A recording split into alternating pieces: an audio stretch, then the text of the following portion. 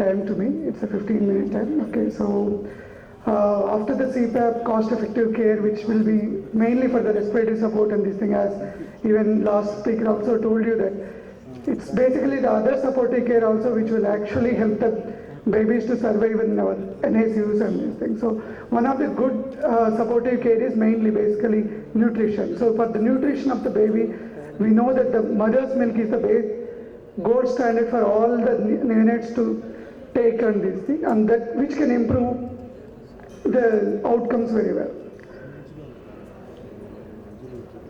Is it more? Yeah, okay.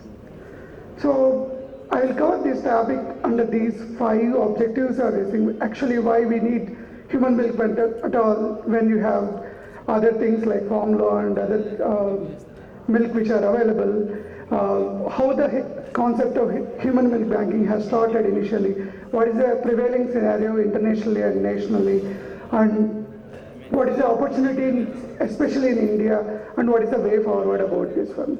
So WHO policy clearly states that whenever available, the own mother's milk is the first priority. If it is not available, second should be the other mother's milk, that is donor mothers, from the donor mother service. Next, you need to choose between the formula feed or animal milk or this thing. So even the evidence also says that necrotizing enterocolitis, staying in NICU, and the cost effectiveness and also feed intolerance also very less when you use the human milk compared to the formula milk and other things. Okay?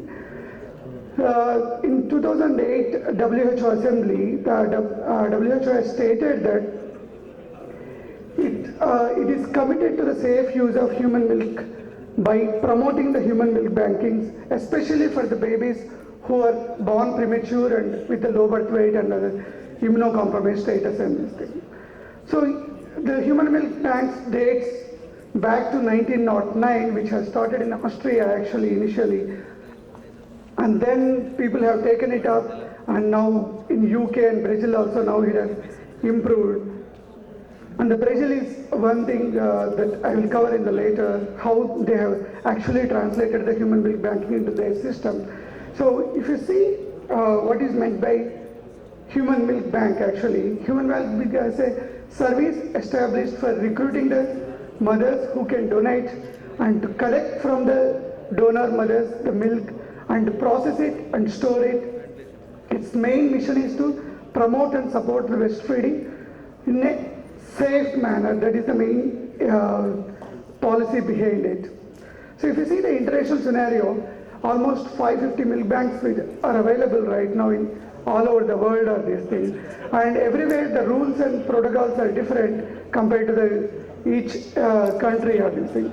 So in France and Slovakia, they don't distinguish between the human milk bank, human milk donated by the other mothers and the mothers' own mothers or this thing. So it actually gives us a little bit of it will give us a little bit of law also into our hand that you can use the donor milk without taking a consent or this thing in some of the countries or this thing. However, it differs in many of Southeast Asian regions also. We actually take consent before giving the other mother's milk or this thing. So if you see the Brazil scenario, though it's a small country, there are almost 200 milk banks which are available and 200 donation collection centers which are available. So in Brazil, actually the formula is very rare. By the formula usage is very rare in this one. After starting this one, they found that the IMR rate has decreased almost by 50% just by one intervention, that is encouraging the human milk banking in this country or this one. And if you see the scenario in Brazil, before starting the human milk bank there used to be 300 metric tons of usage of formula tins or this thing. Right now in 2015, it has been almost come to 40%, though the population might have increased. So it's a really commendable job by the Brazil, this one. So also people have looked at whether after setting up of human milk bank, is there any change in practice from the NICUs or this thing. Now even in the very developed countries also, many of the babies in the NICUs are getting the human milk rather than going for a formula or this thing. Coming to the Indian scenario, I think everybody remember her because of the Human Milk Bank only. She's none other than Dr. Armida Fernandez. She started the first Human Milk Bank in the India at Sion Hospital. That was the first milk bank which is established in 1989. But after this starting, it took almost 10 years for the second milk bank to appear in Indian scenario, obviously. Currently, around 30 milk banks are available in the India. Now Tamil Nadu is coming up with more milk banks, and even other states are also coming up with the milk bank. And wherever they have started, it was started by the individuals' efforts or this thing, not from the state or this thing. So many of the milk bank success stories, if you see, they are mainly because of the local chums like Dr. Fernandez and Dr. Jayashree and other people who actually propagated the idea of human milk banking a lot, and they are taking the support from the NGOs and these things. So now the Indian government also wants one guidelines to be kept, because now government also wanted to start milk banks in a bigger way or this thing. This is still in a draft form right now. So if you see the guidelines, it will say that it's a prerequisite whenever you have a high case load and you can have a full-time neonatologist and you have other supportive care facilities for the milk bank like culture facilities, and you can employ the staff which can take care of the human milk bank or this thing. The location should be as close as possible to the NICU, which is better, and it doesn't require a lot of space. It's only a 350 square meters, which is sufficient for a human milk bank to run all these things. So whenever, if you don't have that much space near to your NICU, at least your milk expression area should be near to the NICU, so that the mother who is coming to the NICU, she can express there and go back. You can use the breast pumps, or you can promote even the manual expression also there for the mother's comfort, but it should be supervised by and motivated by some of the lactation nurses and sisters. And the donor population, most of the donor population is based on the hospital base, either the mothers who are there in the ANC or who are coming for the postnatal checkup. You can ask them to go for the milk donation if the baby's hunger is met for these babies. And another situation is where the vaccination centers or where the babies are coming for the high-risk follow-up clinics or these things. There also you can motivate the mothers for the donation and these things.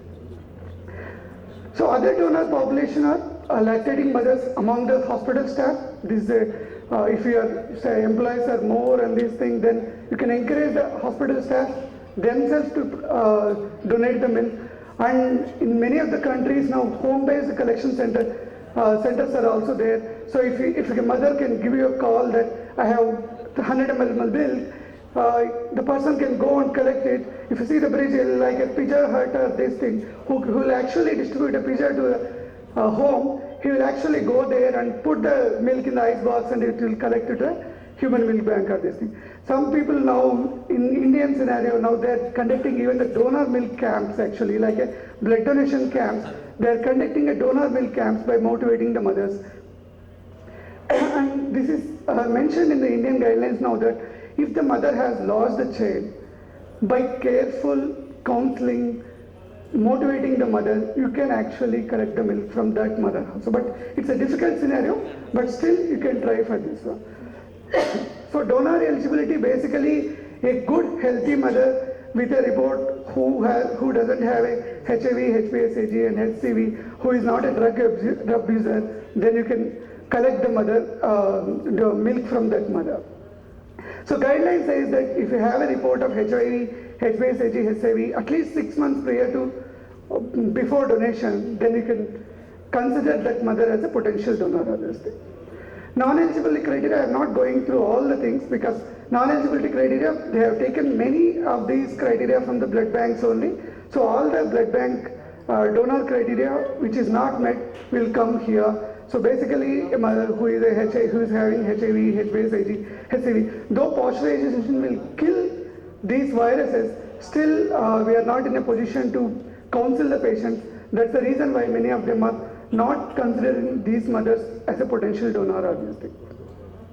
So second thing is milk expression. So you can use a breast pump or nowadays which are simulatory breast pumps are also available, which are less harming to the mother and this thing. And also you can encourage the mother milk expression by manual expression also. After the milk expression, you need to collect them in one of these three types of collecting bottles, like propylene bottles or glass bottles or steel containers. You can use all the three are safe enough and you can use them.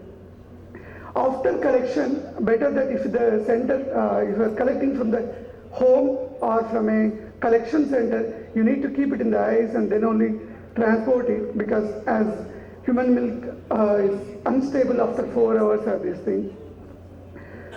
And because sometimes mother might donate only 50 ml or 60 ml, but your container might be a 200 ml one or 300 ml one. Then if in whom the mother's milk is not sufficient, or if a baby has lost their mother because of the illness or some other reason, then you can use that milk for these babies. So after seeing these guidelines, it's not very difficult for you to set up a milk bank actually. So it's only the will of the team, clinical team, which is caring for the baby, that is important. 2 minutes, I'll finish that. Yeah, make it faster. Yeah, okay.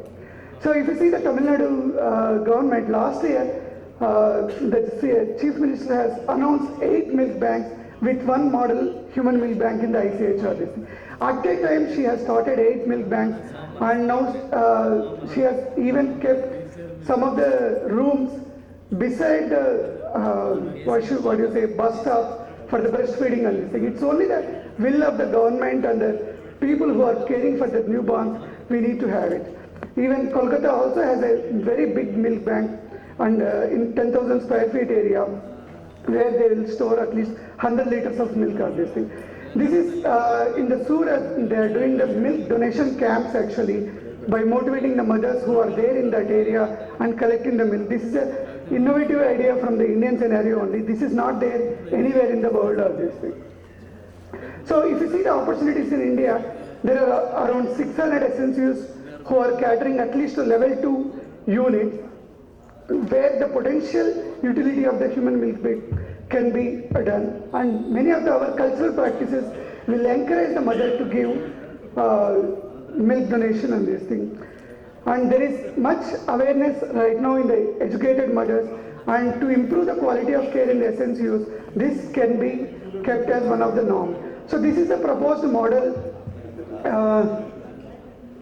This is the proposed model by the government. So wherever there is a neonatal health facility of level 2 or level 3, there should be a human milk bank which should also provide lactation support to the mothers and supply the donor milk to the newborn baby or this thing. So you can get it from the government donations or from the NGOs or from wherever. So even now Nilufar Hospital is coming up with one milk bank in the public sector. So this is one more thing is, we have an organization called Human Milk Bank Network of India. So it's a constellation of 22 milk banks right now. They have only drafted this guidelines for the India. And last year, even our health minister also stated that they are committed to formulating the good guidelines and to propagate this human milk banks in the country or this thing. So if you see, this is a cost involved in the milk bank. So if you even pull up all the things, it will come to 6 lakhs to 8 lakhs maximum. If even in the scenario of a Indian, 6 to 8 lakhs is not much cost for anybody who is setting up the NICU, because NICU itself costs you 20 to 25 lakhs. If you just add 5 lakhs, actually there are more benefits for the babies in this world. Okay? Thank you. Thank you, sir. Thank you, Teja Pratap sir, for your good lecture on how to establish a human milk bank. And we are in Nilufar, we are coming soon with a human milk bank, which was inaugurated recently also. So thank you, sir. Now I request Dr. Narahari sir, who has come long way from Warangal, to deliver his lecture on recent advances in phototherapy.